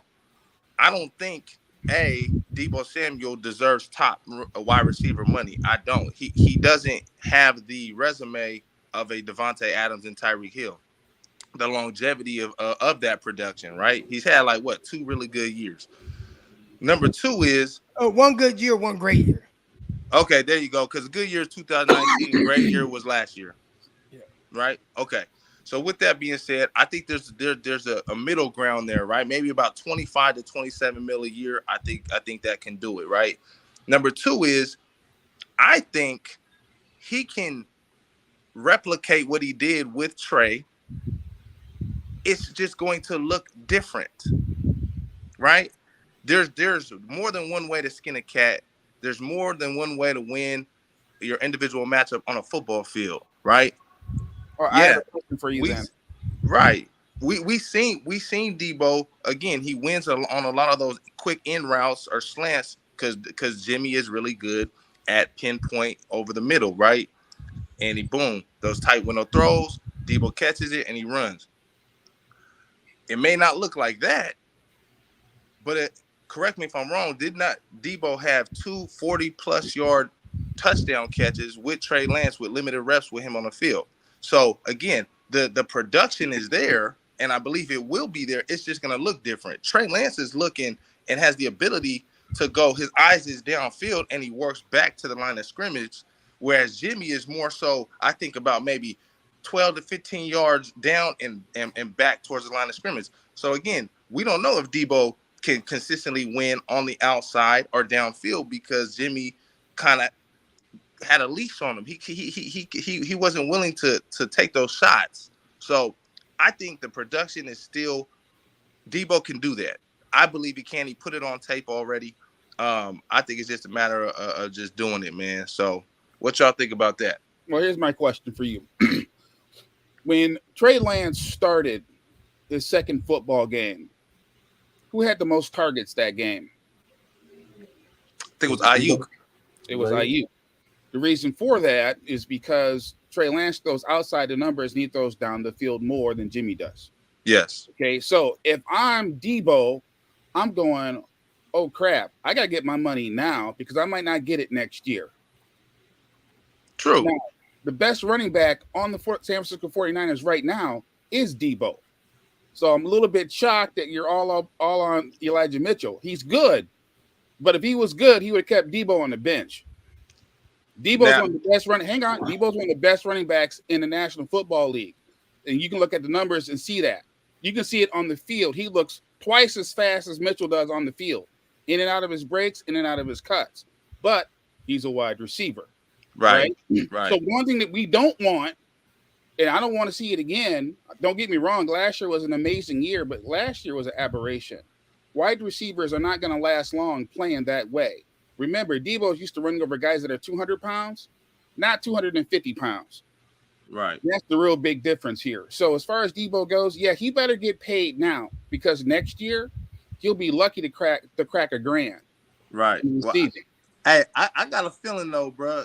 I got a feeling that if we pay Debo, Kyle Shanahan is not going to put him in the backfield as often as he did last year. He's going to protect his investment. There's no $100 million running backs outside of what Ezekiel Elliott, I think, has the largest contract. He ain't going to do that. That worked out so swell for them, didn't it? Right. So he ain't doing that, bro. I don't think he will. So you're right. I mean, it might be a little bit of a conflict of interest for Debo to do that because he might be like, dang.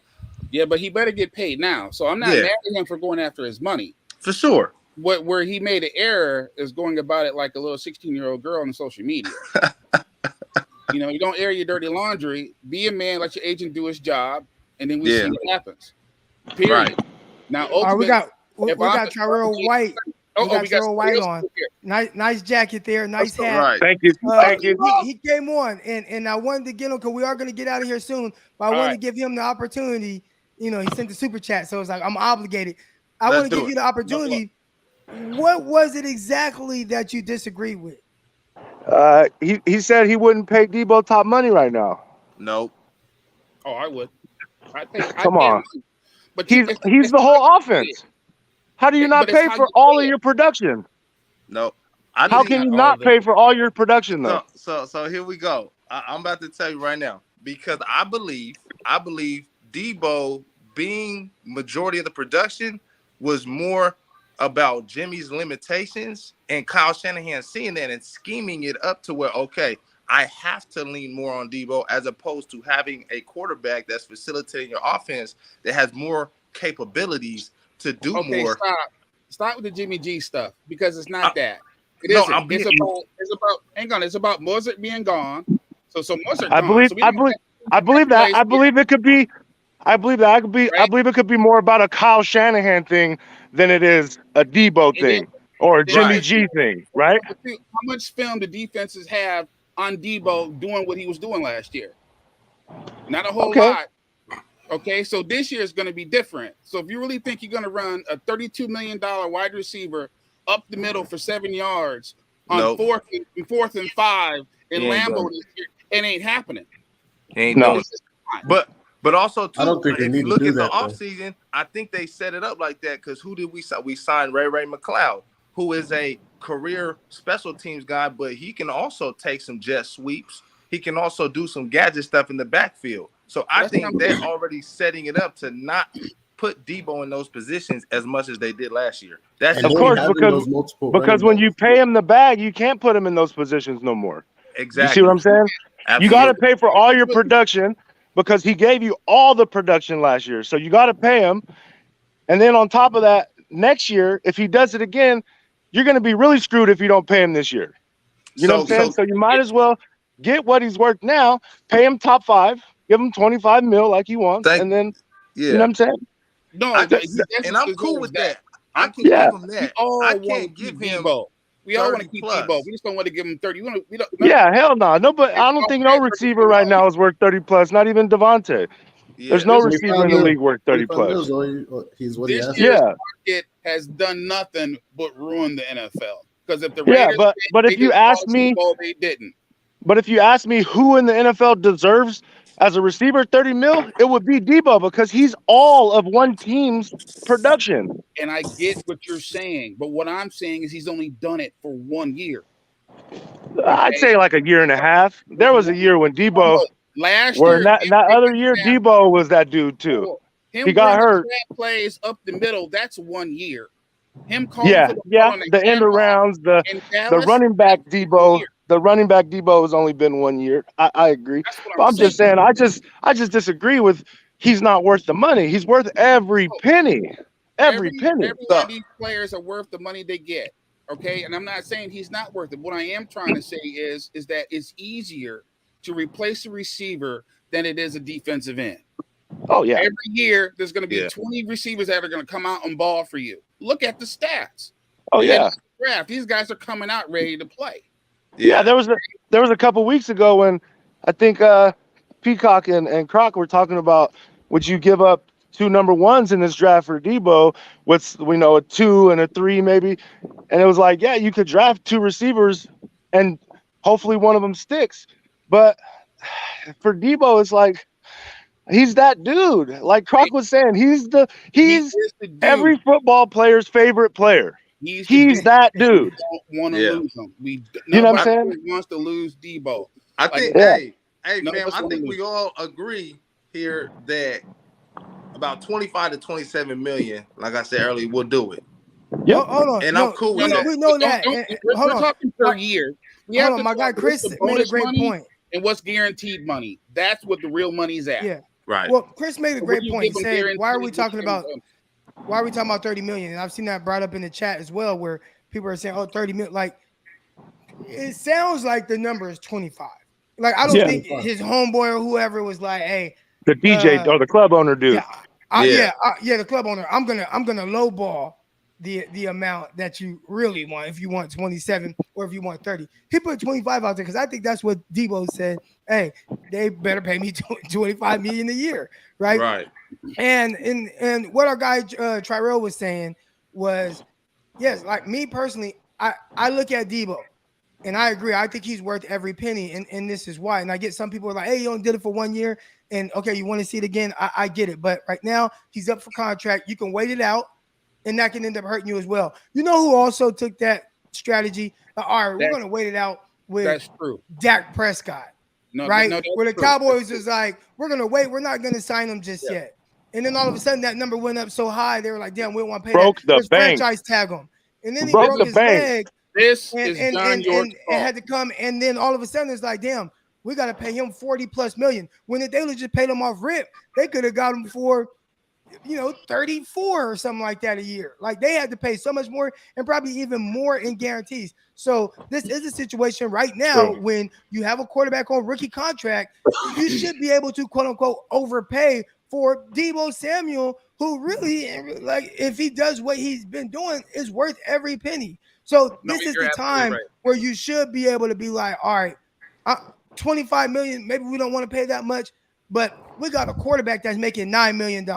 So we can afford to give him. Well, unfortunately, you can't because you still got Jimmy Garoppolo on the roster. And that doesn't have, again, that's not, it doesn't have as much to do with this year, but that has to do something with the money that you could roll over to put towards Deebo Samuel the following year. Because you could sign Deebo to a contract and it won't. But if you want more money to be able to allocate to him, you would take some of that money from Jimmie, roll it over, and you just have much more money available. But that's a whole year from Jimmy's play. Right, he counts for $4 million next year. You restructure that deal, you crumple it up, you restructure it, you give him a bag up front. The Yorks don't give up upfront bags. They don't do that. New Yorks are frugal and they're cheap. They've always been that way. If they were smart, they would have paid him last year. As soon as they started seeing him save the season, I'd have been like, oh, breaking news, Deebo Samuel's been extended by San Francisco. That's what I would have done. But now you're in this situation where all of a sudden all these different variables have popped up. Garoppolo, that's a distraction. That really does mean nothing. And if you don't believe me, watch what happens when the Rams sign Gilmore. And then don't say that.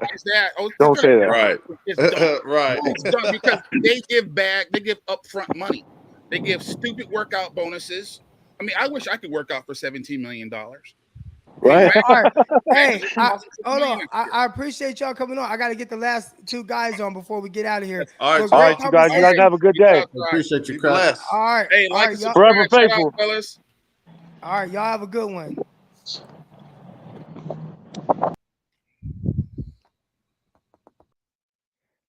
Hey, the cool thing is I got a super chat and they said, man, Croc, you got to do this more often. And I think it is cool to just give y'all the stage. I mean, y'all come on here, y'all hear my takes and things like that. Y'all know how I feel, but I like having fans get the chance to, push back on maybe something or disagree.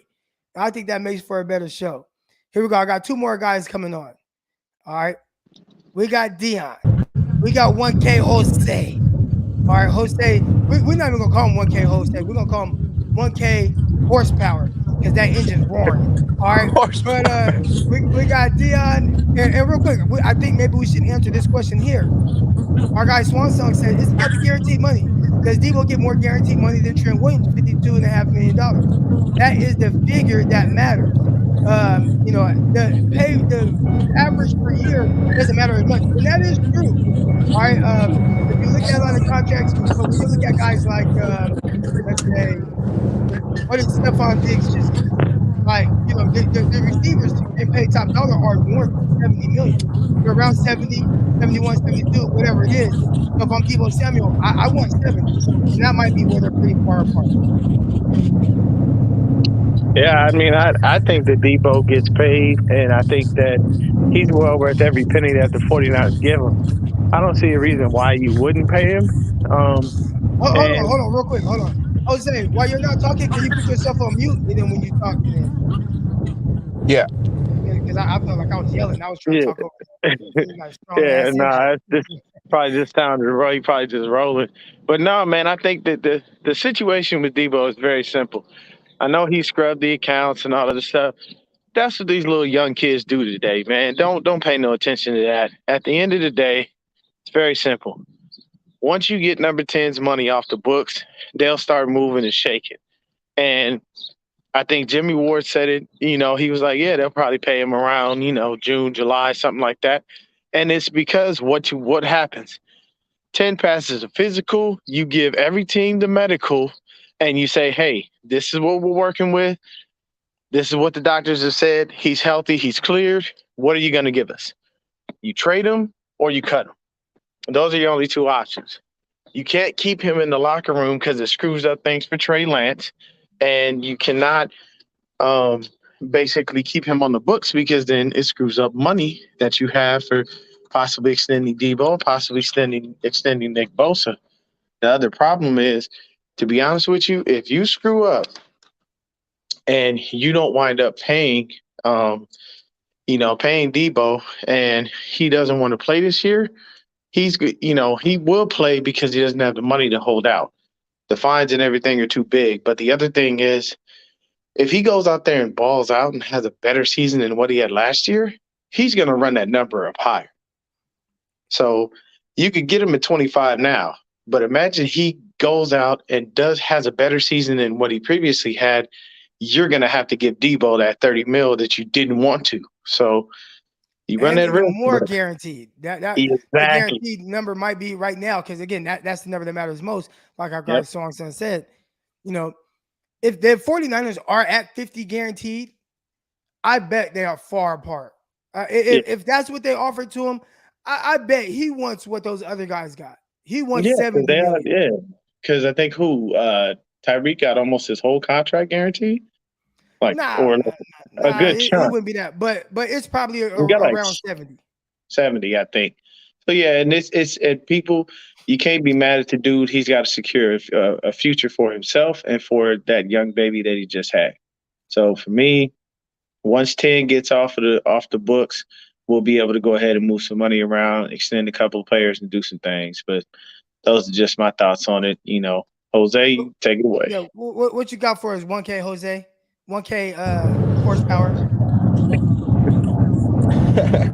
Yeah, man. I mean, honestly, I really, really hope they pay Debo. Debo's my favorite player on the team, him and Bosa. So it's really difficult to talk about this. I really don't want to see him get traded. But unfortunately, I just have the feeling that we have to prepare ourselves for the inevitable, because, I mean, we've seen what happened with DeForest Buckner and the way the team picked over, multiple players versus paying one guy a huge sum of money. And I think the timing of this is just bad because we're not even at the draft yet. I think the 49ers might be like right around over the cap, maybe a couple mil, but they don't even have money to sign their rookies, and Debo's out here, asking for 25 mil and all sorts of stuff. But I really hope they can work it out and they can meet in the middle. I mean, the guaranteed money is just crazy to me. It's a huge sum of money. I know he's a versatile player. He plays multiple positions, but I mean, who's to guarantee that he can do that all over again? And once they pay him, they're not going to use him the same exact way. They're going to try to keep him healthy, and he's shown in the past that it's hard for him to stay in shape and stay healthy. And I mean, honestly, I'm just hoping that if it does come down to a trade, that he gets traded for a player or players rather than picks. because the picks, we know, they're hit or miss. We've had a few good ones, bad ones, some hit, but at the end of the day, if we get some known commodities, and I'm specifically talking about a defensive end, because if you pair up another defensive end with Nick Bosa, I mean, you got yourself a championship defense if it's not already. I mean, how do you guys feel about that? Would you guys be too mad if Debo got traded for players? I mean, maybe a defensive end?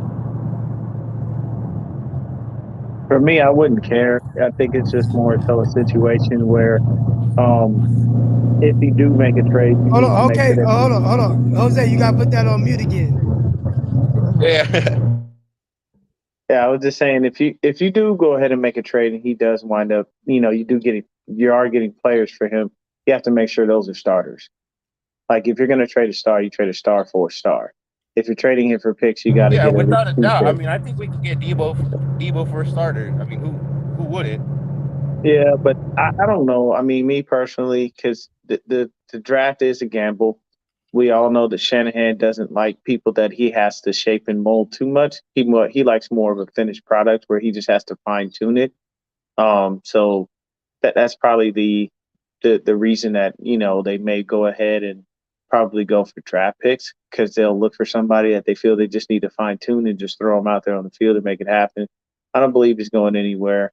I Everybody knows this. I don't want to see another defensive lineman drafted with our first pick. I am going to explode if I see another defensive lineman. I'm tired of it. And that's my point. I mean, we've drafted so many, and look who we got. Most of the guys that are producing are undrafted or guys that we've signed off other teams. Look at Kerry Hyder, though. That signing, let me tell you something. Kerry Hyder had 8.5 sacks without Nick Bosa. So imagine him with Nick Bosa on one edge, him on the other.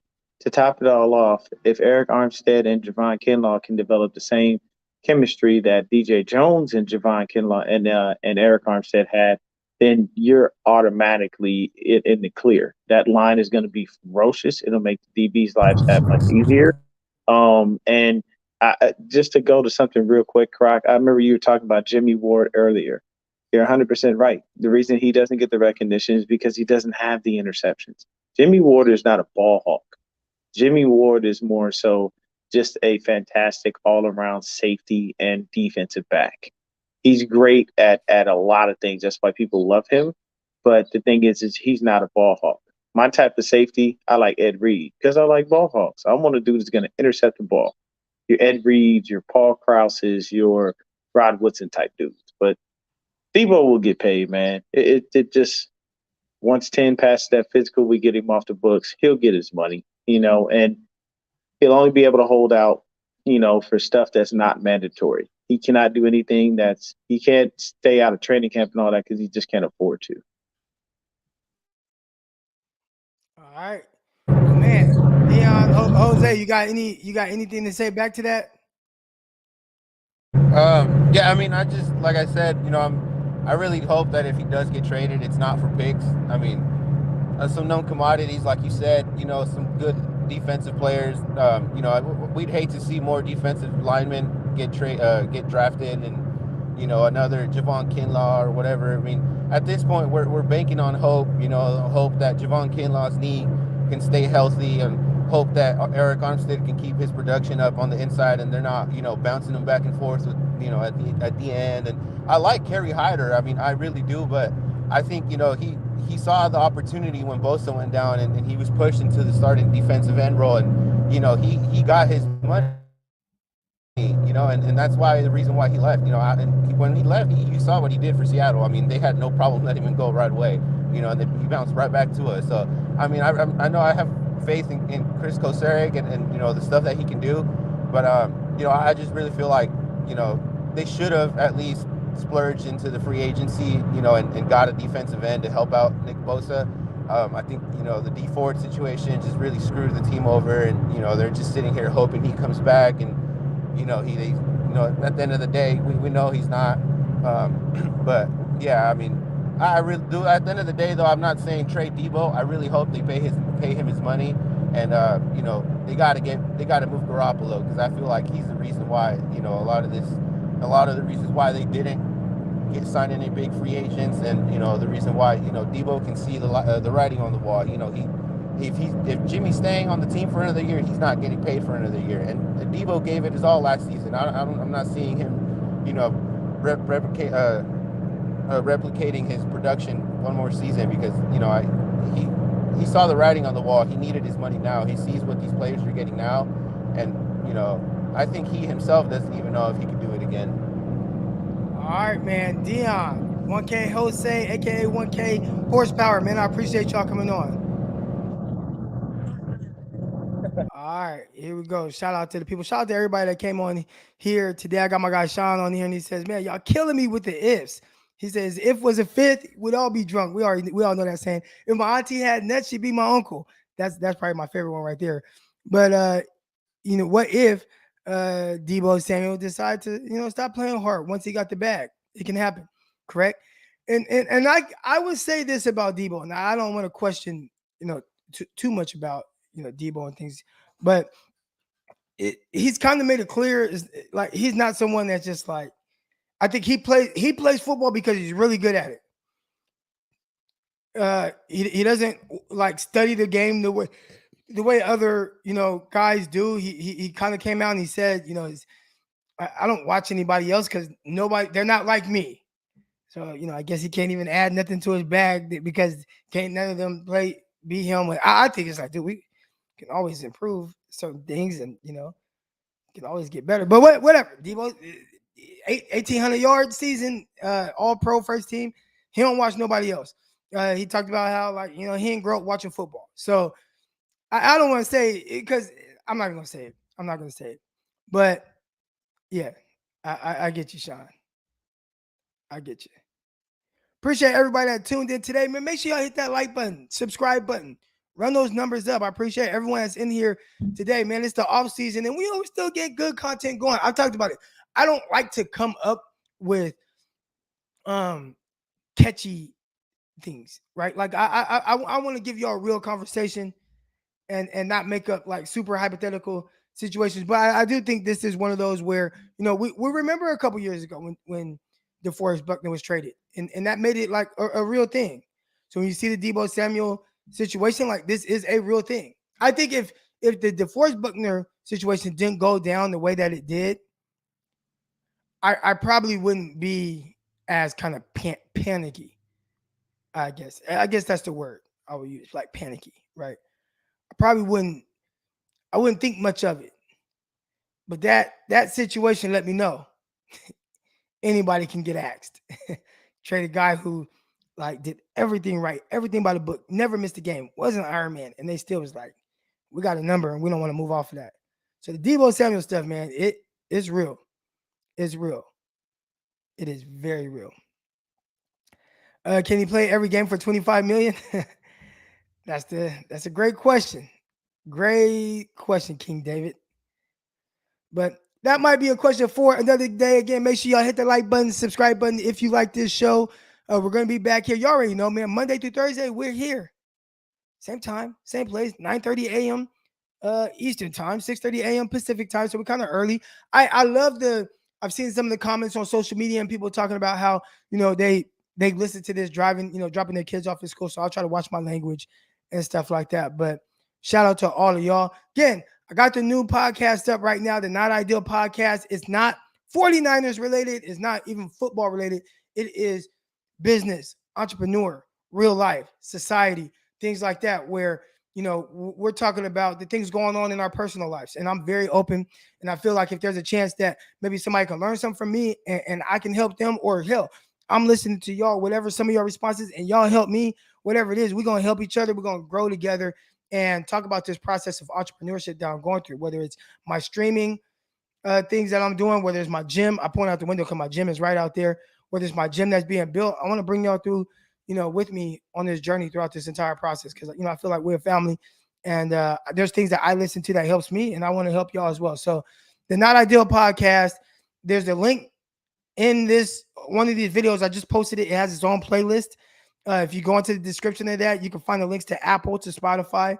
Eventually, I'll put it in the description below in here as well. But shout out to all y'all. I love y'all. I hope everybody has an amazing day. An amazing day. But that's going to do it, man. We out. Peace. Intercepted. It is picked off by Aaron Crocker. Over midfield. He'll run it all the way into the end zone. Touchdown. Crop Talk TV podcast. Peace.